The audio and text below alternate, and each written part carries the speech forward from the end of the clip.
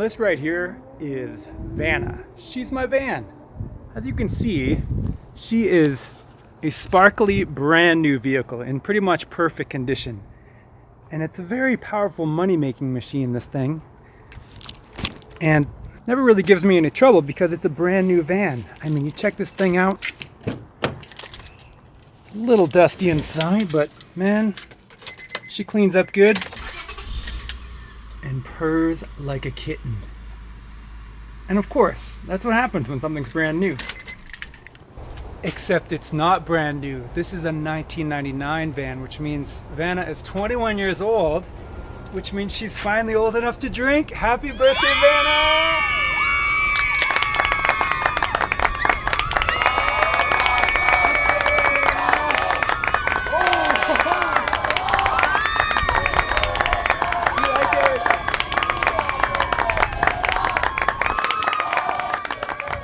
The reason I have a van is because it's freaking huge. Like, look at this thing.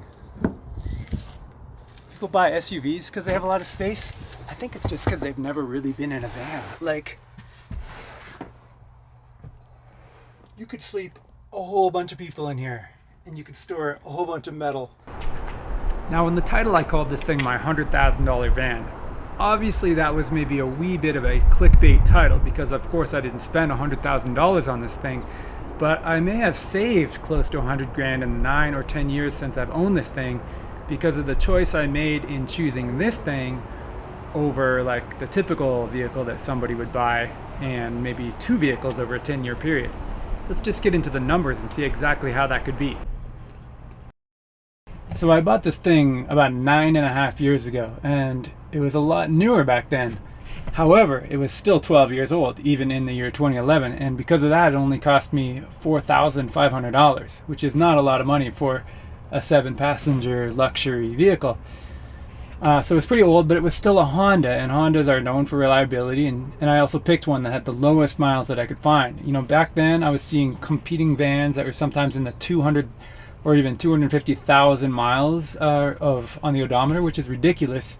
This one had 113,000, and that's pretty much extra life that you're buying, even though the price of a used vehicle often does not scale very much with the amount of miles on the odometer. So you should really look for one with low miles. Nowadays, this thing is up to 140,000 miles, which means I've put 30,000 on the odometer, which is about like a little under 3,000 per year. And most of that has been cross-country road trips. Nice smooth highway driving, pretty much no off-road driving, and almost no city driving, only the minimum amount that I could possibly do.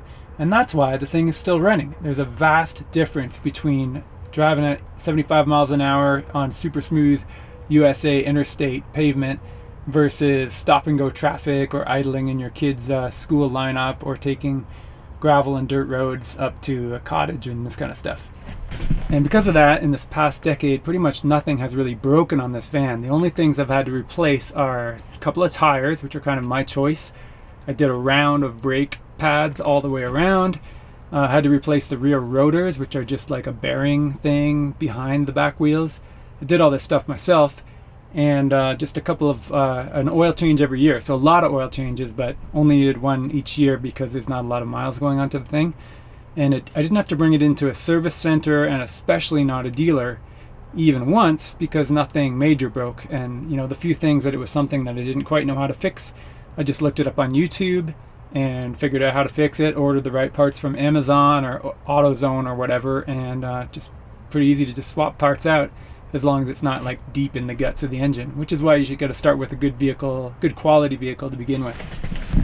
Now, if I were to try to resell this thing right now, I could only get about $1,500 for it, which is kind of crazy, right? Like, it's such a brand new looking vehicle. But by American car standards, it's super old, so people don't even consider a vehicle from 1999 because most of them are trashed by this age. But what that means is I started at $4,500 and I'm down to $1,500, so I've only lost $3,000 in depreciation over a decade of time. And that's a pretty big difference compared to what the average person spends on a car, which is about, believe it or not, $9,000 per year, which is closer to $100,000 per decade. So imagine $3,000 plus what I spent on repairs and tires, which is about another $1,000, $4,000 of cost versus, a 5-figure cost that's many tens of $1,000s at the very least. And you can start to see why I call this my $100,000 van. So how did I keep these costs so low? And more importantly, how can you keep your vehicle costs so low? I would say it boils down to about 5 simple tips, which we can step through in rapid fire right now.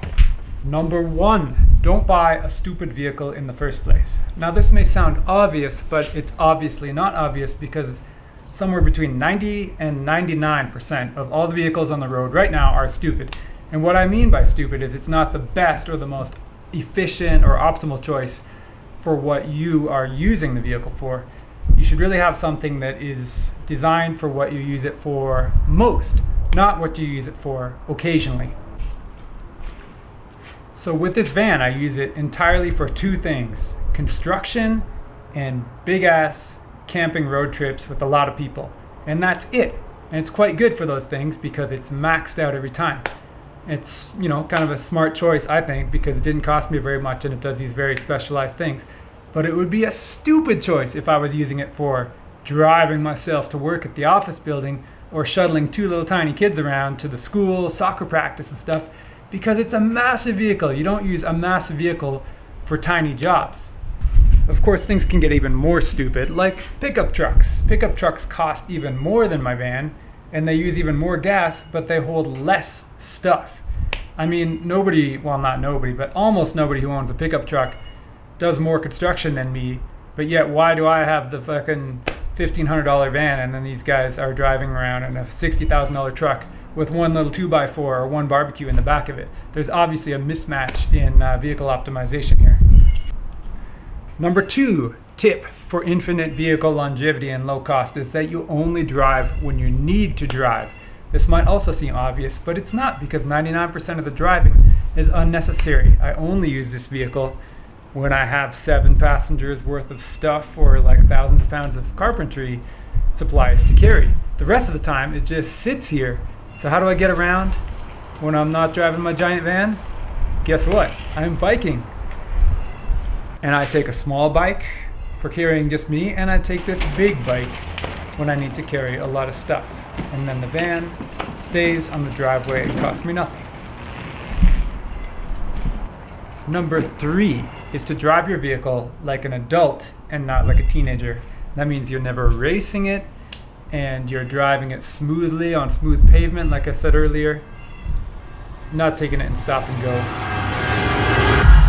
Cars last forever in this condition. Now, if you're accelerating and stopping and braking and cornering and then idling and then turning it on and off in the wintertime and driving it on off-road conditions, that's like 100 times more wear on the car for the given number of miles. So of course it's going to wear out in just 10 years, while my car is going to be brand new in those situations. Number 4 is to do the basic work yourself. I like to do the oil changes, and I like to swap the tires out from summer and winter. Actually, just recently for this van, I bought a set of wheels and tires, like super gnarly Blizzak snow tires for winter, because a 2-wheel drive vehicle with snow tires is safer and grippier than a 4-wheel drive car of any type with the standard all-season tires, which is what most people do. So now I've got a super winter SUV that's outperforming like these expensive $50,000 rigs, just because I spent, a few $100s on new tires and wheels. Easy to swap.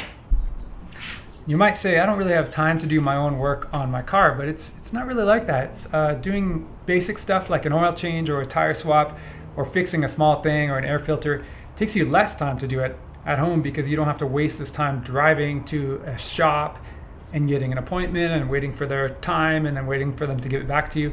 So doing your own work is a time saver as well as a money saver. I'm really just too impatient to hire someone else to do this stuff, unless it's going to be something major like replacing the transmission. Now that would be cool too, but it's sort of a different time and money trade-off. So I've changed the oil on this van, swapped out the wheels. One time I polished up the headlights because they were getting that foggy yellow color that happens if they get a lot of sun. Recently this year the roof developed this kind of faded top. It looked like all the Colorado cars with all the paint gone. Instead of paying to get it repainted, I just grabbed a $10 can of Rust-Oleum, super nice, sparkly, glossy paint, and repainted that sucker in about 10 or 15 minutes. and now it's actually nicer looking than new. It's kind of fun. When something is old, you don't really care about like every last detail, so you don't worry about a shopping cart ding, and you also don't worry about painting yourself. It's actually kind of joyful and liberating to not really care about the small cosmetic details of your car. So I keep all this stuff handy. For example, this is my headlight and windshield repair kit. Got this thing that injects epoxy into any cracks and chips in your windshield so it doesn't spread and turn into a big expensive crack. I replaced my headlight bulbs with LEDs at one point from Amazon, so they're brighter and they look more modern and they use less power. I even replaced all the interior dome lights in this van because there are a lot of them, like all around the back and the reading lights and stuff, with nice bright LED bulbs, which make it a lot more fun for camping because it's brighter and crisper light in there, and the battery lasts a lot longer because it consumes less power, so you don't have to worry about running down your battery when you're camping. Now, since your car is going to be spending most of its time parked, you might notice that the battery starts to run down because you're not driving it and charging it, which makes this thing essential. This is a little battery charger maintaining device. It's about $30 at Harbor Freight, and it is ridiculously useful. Instead of having to start your car, you simply leave this little tab poking out of your hood, which connects to the battery. Whenever you're not using the car, it monitors and pumps up your battery, and when it's full, it just leaves it like that. So this will save you dozens of batteries over the decades in one vehicle because your battery just stays in perfect condition forever.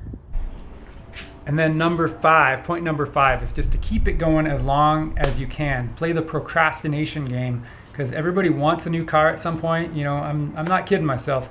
My next vehicle is going to be a Tesla Model Y, but that's a $53,000 vehicle. So every month that I keep this van and delay the buying of Tesla, it saves me about $1,000 in like capital costs and depreciation and all this other stuff, which is kind of fantastic. So I like to treat my van well and give it little upgrades that keep it fresh in my mind, like the LED lights and, you know, keeping it clean and the snow tires. So my heart is still fresh, and I still love Vanna, and she can keep saving me money, making me a lot of money with construction. And this kind of little trick with purchase procrastination is really what got me here in the first place. Early retirement, financial independence, and it's what's going to get, if you're not there already, it is what's going to get you there.